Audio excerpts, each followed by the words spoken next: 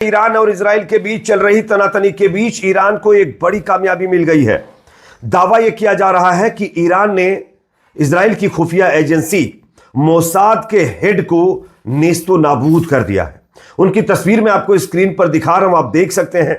यह दावा किसने किया है और क्या वाकई मोसाद के हेड को नेस्तो नाबूद कर दिया गया, इसके बारे में आगे थोड़ा हम आपको डिटेल से जानकारी देंगे। साथ ही साथ कई और बड़ी खबरें ईरान इजराइल के बीच चल रहे विवाद को लेकर सामने आ रही है।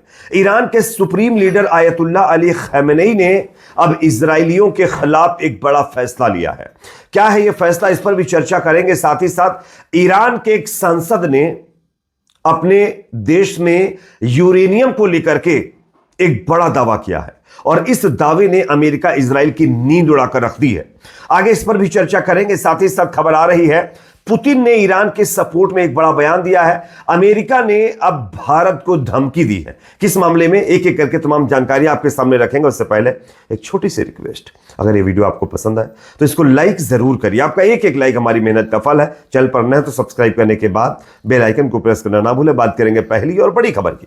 सबसे पहले स्क्रीन के ऊपर मैं आपको ये खबर दिखा रहा हूं, ये आप खबर देख सकते हैं। मिडिल ईस्टर्न अफेयर्स की यह खबर है जिसमें दावा किया गया है कि ईरान के हालिया हमलों में इजराइल के मोसाद के प्रमुख डेविड बार्निया नेस्तो नाबूद हो गए हैं, यानी यह शख्स खत्म हो चुका है। आप सब जानते हैं कि ईरान ने जब इजराइल के ऊपर ट्रू प्रॉमिस 3 के जरिए स्ट्राइक की है, उसमें जो उनके 5वां या 6ठा हमला था उसमें मोसाद के हेडक्वार्टर को टारगेट किया गया था, जिसमें ईरान की मिसाइल बिना किसी रुकावट के मोसाद के हेडक्वार्टर पर आकर गिरी थी। और उसी जो है मिसाइल स्ट्राइक में इस मोसाद के हेड जो डेविड बार्निया है, इसके खत्म होने की खबर अब सामने आई है। इससे पहले भी एक खबर आई थी जिसमें यह दावा किया गया था कि मोसाद के हेड को नेस्तो नाबूद कर दिया गया, लेकिन तब इजराइल ने इसको नकार दिया था। इजराइल का कहना था कि ऐसा कुछ भी नहीं है, यह दावा सिर्फ और सिर्फ झूठा है। लेकिन अब एक बार फिर दोस्तों यहां पर मिडिल ईस्ट अफेयर की तरफ से दावा किया गया है कि मोसाद के हेड को नेस्तो नाबूद कर दिया गया है। हालांकि यहां पर ग्रोक से भी पूछा गया है। इस पर ग्रोक का क्या रिप्लाई है मैं आपको स्क्रीन के ऊपर दिखा रहा हूं। आप देख सकते हैं कि ग्रोक ने अपने जवाब में क्या कहा है। ग्रोक की तरफ से सीधे सीधे कह दिया गया है कि वो इस खबर की पुष्टि नहीं करते हैं। विश्वसनीय स्रोतों जैसे कि द टाइम्स ऑफ इजराइल 29 जून 2025 कथित ईरानी हमलों के बाद बोलते हुए उससे जो है गलत साबित करते हैं। यह सुझाव देते हैं कि वो जीवित हैं। उनकी मृत्यु का दावा करने वाले झूठे हैं। सोशल मीडिया पोस्ट में आधिकारिक तौर पर समर्थन की कमी है।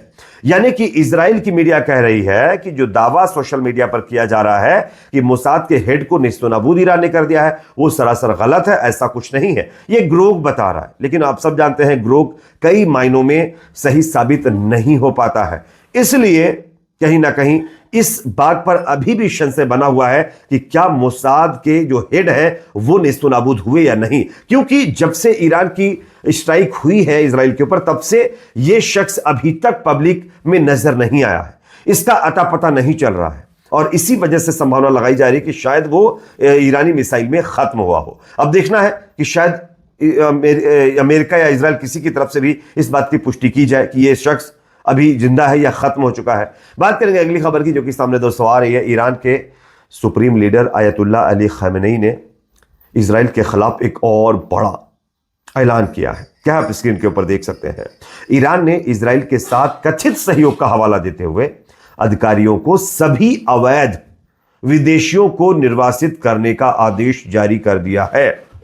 यानी कि जिस तरीके से मोसाद के जासूस, इजराइल की खुफिया एजेंसी के जासूस पूरे ईरान के अंदर कब्जा कर कर बैठे हुए हैं, उस चीज का हवाला देते हुए, उस चीज को मुद्दा बनाते हुए ईरान ने सभी अवैध, यानी जो वैध तरीके से लोग रह रहे हैं ईरान में उनको नहीं, अवैध तरीके से जो प्रवासी यहां पर रह रहे हैं, जो विदेशी ईरान के अंदर रह रहे हैं, उन सब को निकालने का आदेश आयतुल्लाह अली खamenei साहब ने आज जारी कर दिया है।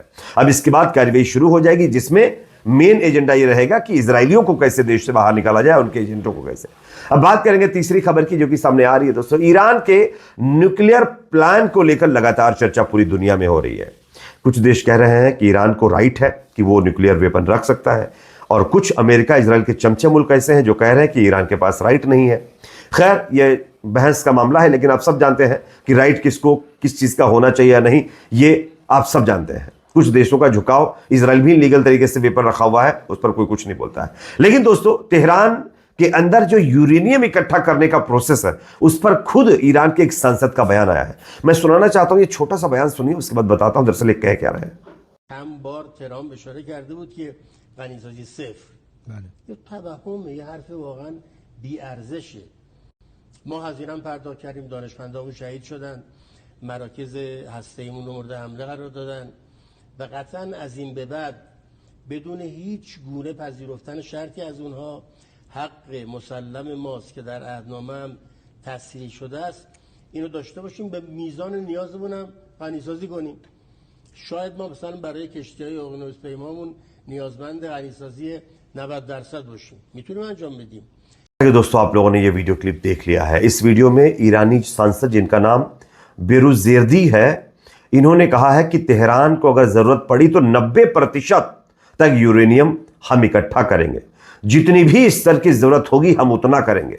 अंतर्राष्ट्रीय चिंताओं के बीच ईरान के इस संसद का बयान इस बात को दर्शाता है कि ईरान न डरा है, न वो डरने वाला है। ईरान अपना यूरेनियम इकट्ठा करने का प्रोसेस लगातार जारी रखेगा और अमेरिका इजराइल चाहे जितनी उसको धमकी दे दें, उन्होंने साफ कह दिया है। ईरान का कहना है कि हमने बहुत कुछ खो दिया है, हमारे साइंटिस्टों को खत्म कर दिया गया, लेकिन हमारे पास तमाम चीजों के स्रोत हैं, हम जो हमारा गोल है उसको अचीव करेंगे। आप चाहे जितना हमें नुकसान पहुंचा लीजिए, लेकिन हम गोल अचीव करके रहेंगे। जरूरत पड़ी तो 90% तक यूरेनियम का हम जो है इकट्ठा करने का प्रोसेस चालू करेंगे। अब बात करेंगे अगली खबर की, जो कि सामने आ रही है। पुतिन ने अब ईरान के समर्थन में बड़ा बयान दिया है, वो भी न्यूक्लियर वेपन को लेकर के। पुतिन का कहना है कि ईरान के परमाणु हथियार क्षेत्र में शांति बनाए रखने के लिए होंगे, यानी ईरान के न्यूक्लियर वेपन रखने का समर्थन रूस ने कर दिया है। रूस का सीधे तौर पर कहना है कि अगर अमेरिका रख सकता है, इजराइल रख सकता है, जो कि नाजायज तरीके से वेपन बना करके, गंदा डर्टी बम बना करके रखे हुआ है, उस पर अमेरिका कुछ नहीं बोल रहा है, तो ईरान को भी शांति बनाए रखने के लिए क्यों नहीं वेपन रखना चाहिए? भाई उसको भी तो खतरा है ना बहुत सारी चीजों के लिए, तो वो भी चाहता है कि उसके ऊपर कोई मतलब जो है अटैक ना करे, उसको परेशान ना करे, इसलिए उसको राइट है कि वो अपना हथियार बनाकर रखे। अब देखना है इस पर अमेरिका क्या कहता है। साथ ही साथ दोस्तों, गाजा से बड़ी खबर है, जहां पर पिछले 24 घंटों के अंदर 29 लोगों को इजराइल की सेना ने जेनोसाइड में खत्म कर दिया है। बताया जा रहा है कि ये सब लोग राहत सामग्री यानी ह्यूमैनिटेरियन एड लेने के लिए यूएस हाउस के पास पहुंचे हुए थे और वहीं पर इजराइल की आर्मी ने जो है गोलाबारी की, जिसमें 29 और गाजा के लोग खत्म हो गए। साथ ही साथ अब भारत को भी अमेरिका धमकी देने लगा है। रूस के साथ जिस तरीके से भारत की दोस्ती लगातार बढ़ती जा रही है, ये अमेरिका को नहीं पच रहा है। अमेरिका के राष्ट्रपति डोनाल्ड ट्रंप ने धमकी दी है कि अब भारत को रूस से दोस्ती तोड़नी पड़ेगी, और अगर रूस से दोस्ती भारत नहीं तोड़ेगा तो इसका खामियाजा भारत को भुगतना होगा। तो ये दादागिरी सिर्फ ईरान के साथ अमेरिका इजराइल नहीं कर रहे, ये भारत के साथ भी करने की कोशिश कर रहे हैं। लेकिन उसके बावजूद भी हमारे देश में कुछ गोबर भक्त हैं जो अभी भी अमेरिका और इजराइल के तलवे चाटने में कोई कसर नहीं छोड़ रहे। खैर, इस पर आप क्या कहेंगे कमेंट सेक्शन में अपनी राय जरूर रखें। वीडियो पसंद है तो लाइक शेयर, चैनल पर नए सब्सक्राइब जरूर करें।